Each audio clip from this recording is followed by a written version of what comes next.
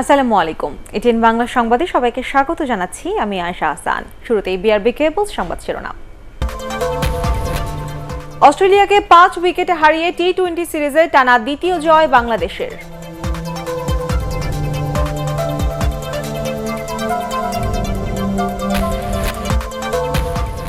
গ্রেপ্তারের পর র্যাব হেডকোয়ার্টারে চিত্রনায়িকা পরিমণি, বিপুল পরিমাণ মাদক উদ্ধার, রাতে আটক চলচ্চিত্র পরিচালক রাজ।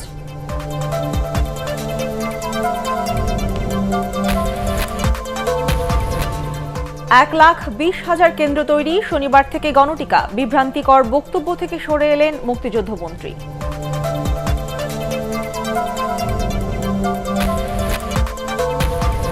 এবং করোনায় আরও 241 জনের মৃত্যু, শনাক্তের হার কিছুটা কমেছে।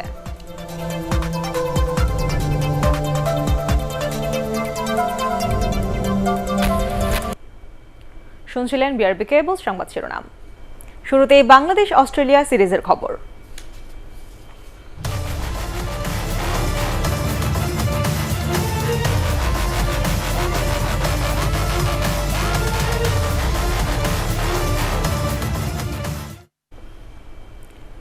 প্রবল প্রতিপক্ষ অস্ট্রেলিয়াকে 5 উইকেটে হারিয়ে টি-20 সিরিজে টানা দ্বিতীয় জয় পেয়েছে বাংলাদেশ। অজিদের 121 রানের জবাবে 5 উইকেটে 123 রান করে 8 বল হাতে রেখেই জয় ছিনিয়ে নেয় টাইগাররা।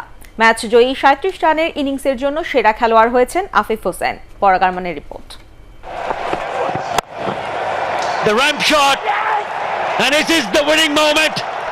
আফিফ সোহানের অবিচ্ছিন্ন জুটিতে 8 বল হাতে রেখেই রোমাঞ্চকর এক জয় পেল বাংলাদেশ। হেজেলউডের বলে 4 মারলেন আফিফ, তাতেই জয় নিশ্চিত হয় টাইগারদের। টানা দ্বিতীয় জয়ে 5 ম্যাচের সিরিজে 2-0-তে এগিয়ে গেল লাল সবুজের দল। টানা দ্বিতীয় জয়ের লক্ষ্যে অস্ট্রেলিয়ার গড়া সর্বনিম্ন 122 রানের টার্গেটে ব্যাটিংয়ে নেমে মাত্র 21 রানে 2 ওপেনার সৌম্য সরকার ও মোহাম্মদ নাইমের উইকেট হারায় বাংলাদেশ। রিভিউ নিয়ে বেঁচে যাওয়া সাকিব আল হাসান 26 রানের বেশি সংগ্রহ করতে পারেননি।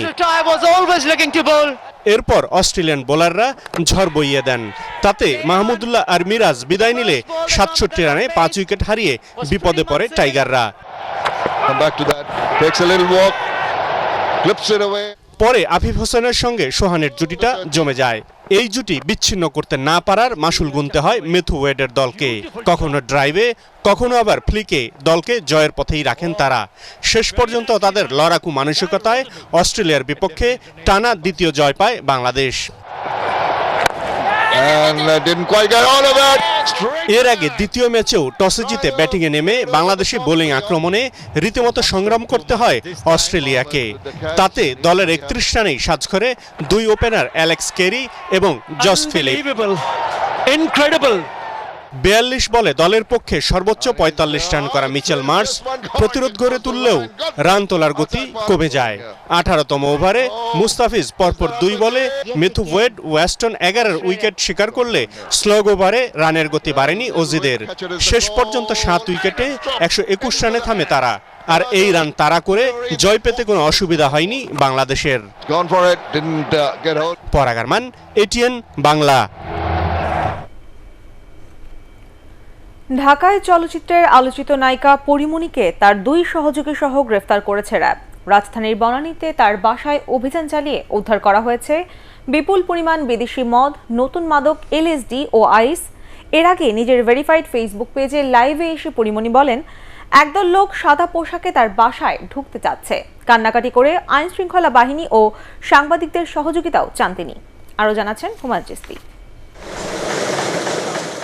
4 ঘন্টারও বেশি সময় ধরে চিত্রনায়িকা পরিমণির বনানীর বাসায় অভিযান চালায় র্যাবের গোয়েন্দারা। একজন নির্বাহী ম্যাজিস্ট্রেটের নেতৃত্বে এই অভিযানে বাসা থেকে উদ্ধার করা হয় থরে থরে সাজানো বিপুল পরিমাণ বিদেশি মদ। অভিযান শেষে র্যাব পরিমণিকে আটক করে জিজ্ঞাসাবাদের জন্য সদর দপ্তরে নিয়ে যান। অভিযানের শুরু থেকে শেষ পর্যন্ত বিপুল সংখ্যক গণমাধ্যম কর্মী সেখানে অবস্থান করেন। তবে গণমাধ্যমের সাথে পরিমণির গ্রেফতারের বিষয়ে কেউ কথা বলেননি। এর আগে র্যাব বিকেলে পরিমণির বনানীর বাসা ঘিরে রাখে, তবে বাসায় ঢুকতে র্যাবকে অপেক্ষা করতে হয় 1 ঘন্টারও বেশি সময়। এ সময় পরিমণি বাসার দরজা না খুলে নিজের ভেরিফাইড ফেসবুক পেজে লাইভে এসে সবার সহযোগিতা চান। বনানী থানায় যোগাযোগ করা হলো, বনানী থানা থেকে কোনো রেসপন্স নাই, এখন অবধি নাই। আমি ডিবি অফিসে ফোন দিলাম, তারা জানালো যে তাদের কোনো পরিচয় ছাড়া লোককে কিভাবে আমি কিভাবে আমি দরজা খুলবো, আমি তো খুলতে পারবো না। সো প্লিজ এখানে যারা যারা আছেন, যদি আমার লাইফটা এখনই কেউ দেখে থাকেন, থানার লোকজন একটু প্লিজ আমার বাসায় আসবেন। আমি পুলিশ। এক পর্যায়ে আইনশৃঙ্খলা বাহিনীর পরিচয় নিশ্চিত হওয়ার পর পরিমণি বাসার দরজা খুলে দেন। এ সময়ও তিনি লাইভে ছিলেন। র্যাব তার মোবাইল ফোন নেয়ার পর লাইভ থেকে বিচ্ছিন্ন হয়ে যান পরিমণি। ভাইয়া আমার জায়গা থেকে একটু ভাবেন, আমি অনেক ভয় পাইছি।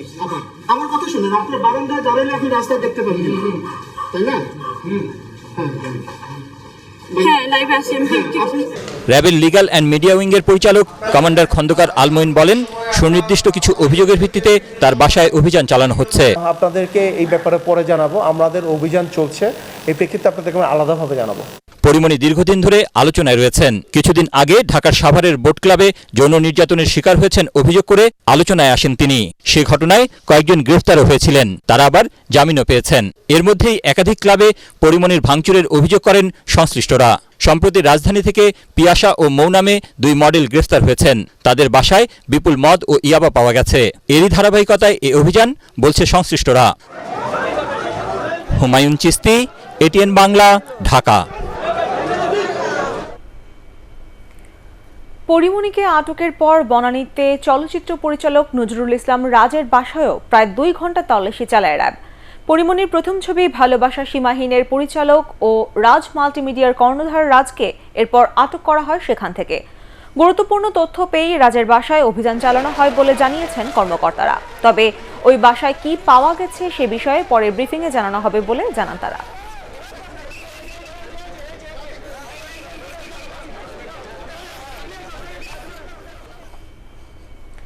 7 আগস্ট শুরু হওয়া গণটিকা কর্মসূচিতে হাসপাতালের পাশাপাশি টিকা কেন্দ্র থেকেও ভ্যাকসিন দেওয়া হবে।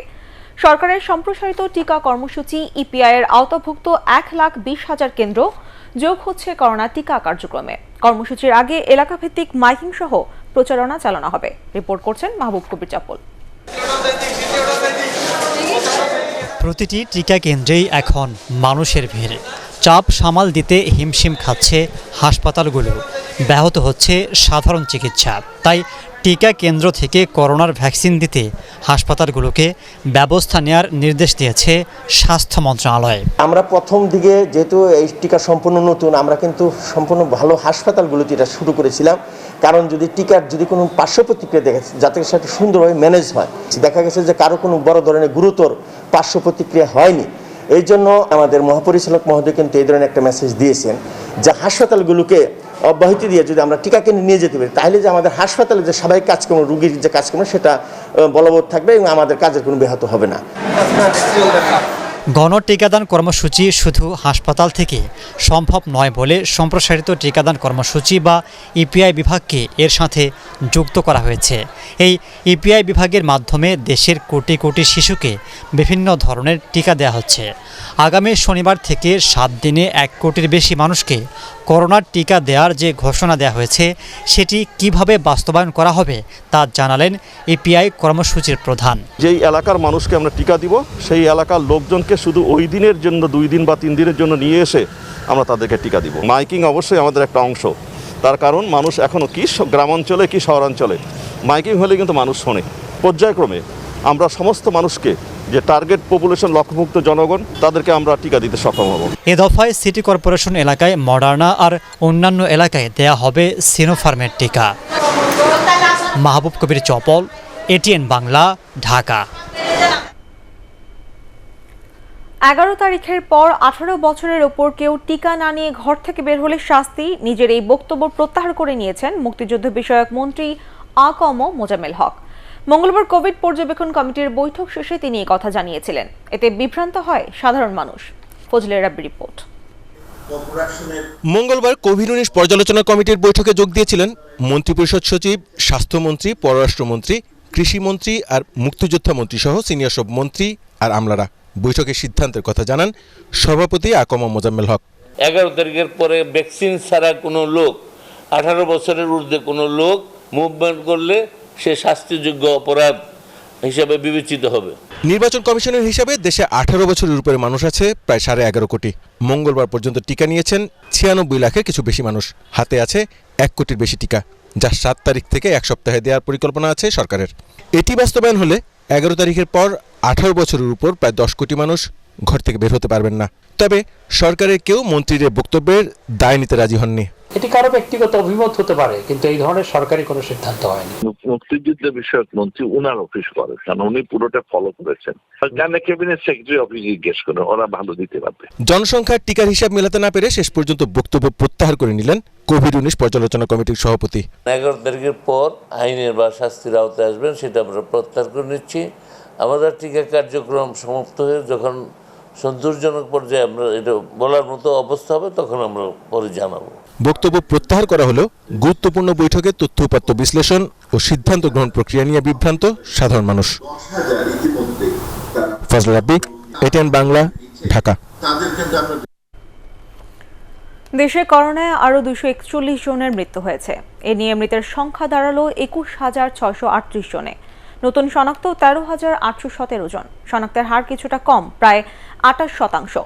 স্বাস্থ্য অধিদপ্তরের সংবাদ বিজ্ঞপ্তিতে এসব তথ্য জানানো হয়। আপেল মাহমুদের রিপোর্ট। গত 24 ঘন্টায় করোনা ভাইরাসে প্রাণ গেছে 241 জনের। এর মধ্যে ঢাকা বিভাগে সর্বোচ্চ 93 জন, চট্টগ্রামে 68 জন এবং খুলনায় 36 জন মারা গেছেন। মৃতদের মধ্যে 125 জন পুরুষ, 116 জন নারী। এদের 52 জনের বয়স 50-এর কম। 49,514টি নমুনা পরীক্ষায় 13,817 জনের করোনা শনাক্ত হয়েছে। শনাক্তের হার 27.91%। এর মধ্যে শুধু ঢাকা মহানগরে শনাক্ত হয়েছে 4,109 জন। স্বাস্থ্য অধিদপ্তরের তথ্য অনুযায়ী সর্বশেষ 24 ঘন্টায় সুস্থ হয়েছেন 16,112 জন। আপেল মাহমুদ, এটিএন বাংলা, ঢাকা। তথ্য গোপন করে গত 5 বছরে 231 কোটি টাকা ভ্যাট ফাঁকি দেওয়ার অভিযোগ উঠেছে দেশের শীর্ষস্থানীয় রড উৎপাদনকারী প্রতিষ্ঠান KSRM এর বিরুদ্ধে। প্রতিষ্ঠানটির কারখানায় অভিযান চালানোর পর কর্তৃপক্ষের বিরুদ্ধে বিভাগীয় মামলা দায়ের করেছে চট্টগ্রাম কাস্টমস কর্তৃপক্ষ। চট্টগ্রাম থেকে আবুল হাসনাতের রিপোর্ট, জানাচ্ছেন রোকসানা ইপা। ভ্যাট ফাঁকির অভিযোগে দেশের শীর্ষস্থানীয় রড উৎপাদনকারী প্রতিষ্ঠান KSRM এর চট্টগ্রামের সীতাকুণ্ডে অবস্থিত স্টিল প্ল্যান্টে সম্প্রতি অভিযান চালায় কাস্টমস এক্সাইজ ও ভ্যাট কমিশনারেট। এ সময় বেশ কিছু নথিপত্র ও কম্পিউটার জব্দের পর প্রতিষ্ঠানটির বিরুদ্ধে ভ্যাট ফাঁকির চাঞ্চল্যকর তথ্য বেরিয়ে আসে। কাঁচামাল ক্রয় সহ বিভিন্ন কেনাকাটার বিপরীতে ভ্যাট কর্তনে বাধ্যবাধকতা থাকলেও তা মানেনি KSRM। উৎপাদিত পণ্যের তথ্য গোপন করে 2017 থেকে 2021 সালের মে পর্যন্ত সব মিলিয়ে কোম্পানিটির 231 কোটি টাকার ভ্যাট ফাঁকি ধরা পড়ে। উৎপাদিত পণ্য বিক্রয় ভ্যাট ও কাঁচামাল ক্রয় উৎসের ভ্যাটে এসব টাকা ফাঁকি দেয় প্রতিষ্ঠানটি। আমরা চাইবো যে ব্যবসায়ীদের সাথে সুসম্পর্ক। আপনি যত প্রভাবশালী ব্যবসায়ী হন, আপনি যদি সরকারি কোষাগারে সরকারের রাজস্ব যথাযথভাবে জমা না দেন, তাহলে আপনাকে অবশ্যই প্রশ্নের সম্মুখীন হতে হবে এবং আইনানুগ যে ব্যবস্থা সেটা আপনার বিরুদ্ধে গ্রহণ করা হবে। ভ্যাট ফাঁকি দেয় KSRM এর বিরুদ্ধে বিভাগীয় মামলা হয়েছে বলে জানান কাস্টমস কর্তৃপক্ষ। আইন অনুযায়ী অভিযান পরিচালনা করি, কাগজপত্র নিয়ে আসি, হিসাব কিতাব করে যদি দেখা যায় যে তিনি আসলেই সরকারের ভ্যাট ফাঁকি দিচ্ছেন, আমরা রিকোয়েস্ট করি আপনার টাকাটা জমা দিয়ে দেন। এরপরে যদি ব্যবসায়ীরা কমপ্লেন্ট না হয়, সেক্ষেত্রে আমরা মামলা করি, জরিমানা আরোপ করি। যার কারণে ভ্যাট ফাঁকি যদি ধরা পড়ে, তাহলে তাকে যথেষ্ট ক্ষতির সম্মুখীন হতে হয়। দেশে প্রতি বছর MS রডের চাহিদা প্রায় 7 লাখ মেট্রিক টন।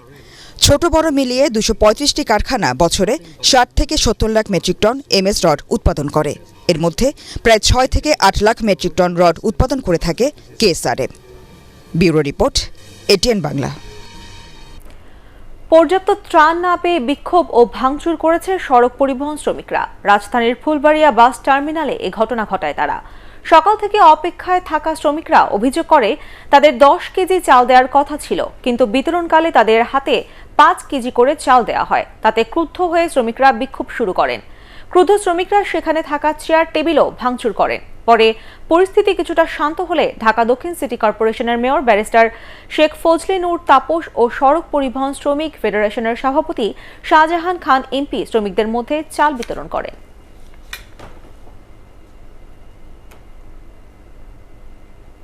এবার টোকিও অলিম্পিকের খবর।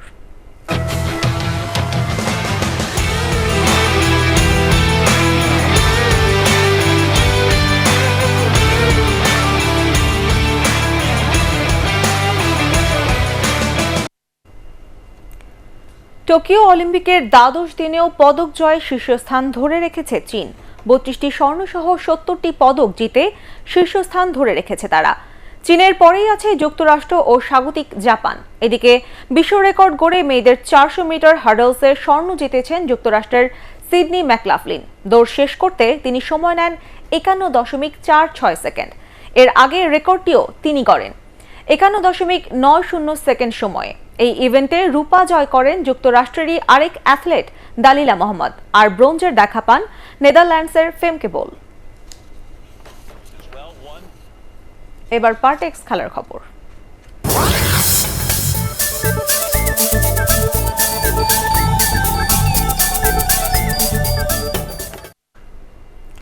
পাঁচ ম্যাচের টি-20 সিরিজ খেলতে 24 আগস্ট ঢাকায় আসছে নিউজিল্যান্ড জাতীয় ক্রিকেট দল।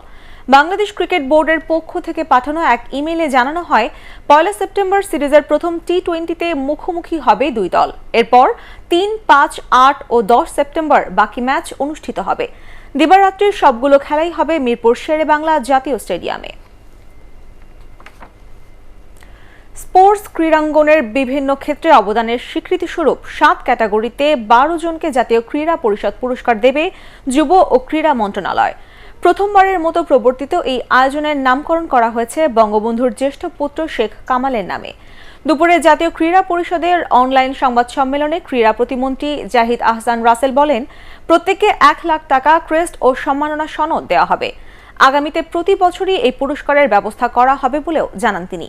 প্রতিমন্ত্রী জানান, আগামীকাল বৃহস্পতিবার জাতীয় ক্রীড়া পরিষদে আয়োজিত অনুষ্ঠানে প্রধানমন্ত্রী ভার্চুয়াল প্ল্যাটফর্মে বিজয়ীদের পুরস্কৃত করবেন। শেষ করার আগে বিআরবি কেবল সংবাদ শিরোনাম আরেকবার। অস্ট্রেলিয়াকে 5 উইকেটে হারিয়ে টি-20 সিরিজে টানা দ্বিতীয় জয় বাংলাদেশের।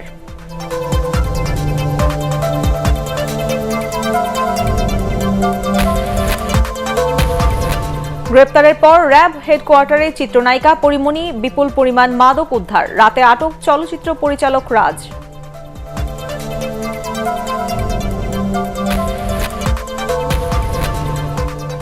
এক 1,20,000 কেন্দ্র তৈরি, শনিবার থেকে গণটিকা, বিভ্রান্তিকর বক্তব্য থেকে সরে এলেন মুক্তিযুদ্ধ মন্ত্রী।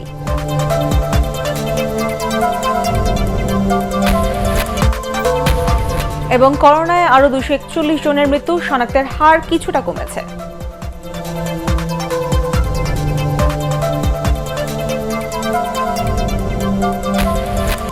পরবর্তী সংবাদ দেখার আমন্ত্রণ জানিয়ে এখনকার মতো শেষ করছি। করোনা ভাইরাস থেকে নিজেকে সুরক্ষিত রাখতে মাস্ক পরুন, বারবার হাত পরিষ্কার করুন। এটিএন বাংলা সংবাদ ইউটিউবে দেখতে ব্রাউজ করুন youtube/এটিএন বাংলা নিউজ। ধন্যবাদ সবাইকে।